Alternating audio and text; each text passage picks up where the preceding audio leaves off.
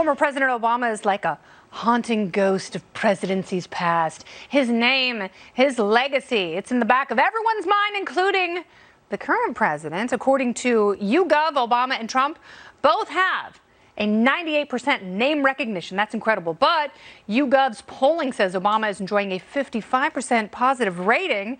Being out of the limelight really helps his complexion. Trump sits at a very comfortable and predictable 38%. That's some serious star power that could make a difference when it comes to the general. So how long is he going to wait until the elephant in the room, or donkey rather, rears his head? The party panel has returned. Kat Timpf, Tyler Grant, and Mattie Duppler.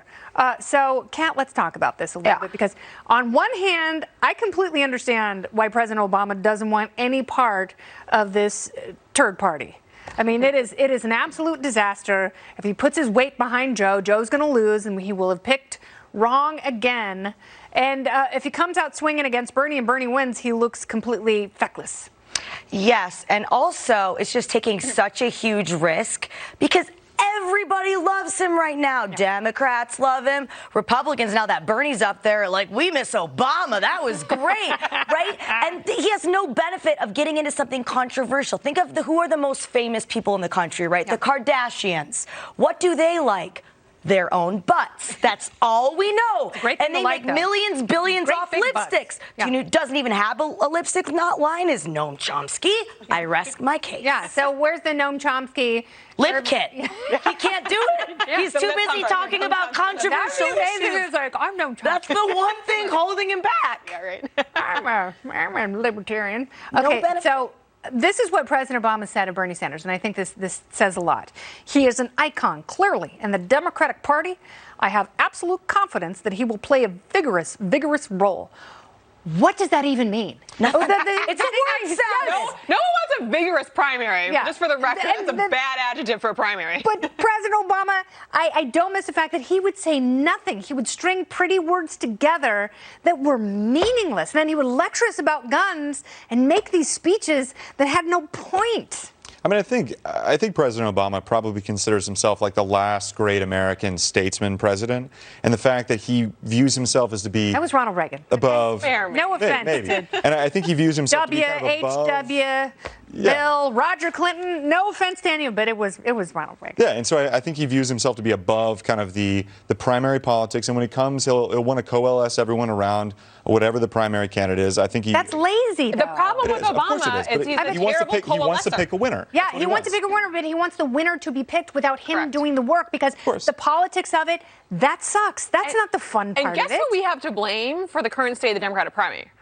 Barack Obama himself. Yes. If you look at the legacy that Obama left for Democrats, it is not a good one. He decimated the Democratic bench over the 8 years that he was president. They lost state houses. They lost governorships. They lost state, local, federal officials to the tune of over 1,000 seats because his leadership in the Democratic Party was so bad. And part of it was because the party was lurching leftward. You had more people saying that they were liberal than they were moderates in the party. And rather than trying to continue to extend this Big Tent overture to the voters there, he lurched leftward with them. That left all of the voters who turned away from Hillary Clinton and voted for Trump right for the taking because they didn't have a party that responded to their needs. And similarly, Barack Obama is also one of these people that in 2008, the 2008 Barack Obama iteration was different than the 2004 Barack Obama, which is different than 2012, which is different than 2016.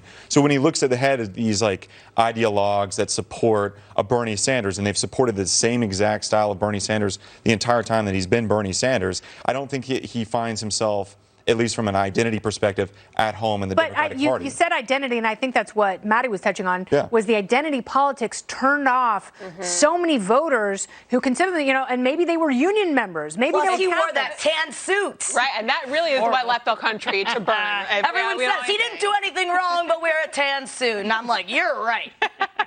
And mom jeans. Yeah, mom jeans. And then he tried to have the beer summit, and that whole thing was dumb. Oh, that was all right. That was the least dumb thing that happened in Washington. Look what's happening right now. The beer summit. I would welcome a beer summit right now in Washington. You know the thing is, and I realize this about Obama now, he was very inauthentic. That's how people love authenticity. Like Bernie Sanders is like, yeah, I love the Soviet Union. I went there on my honeymoon. I think Putin sucks because I want pre-Gorbachev. That's the only Soviet Union I want. You should be able to read propaganda before they line you up and kill you.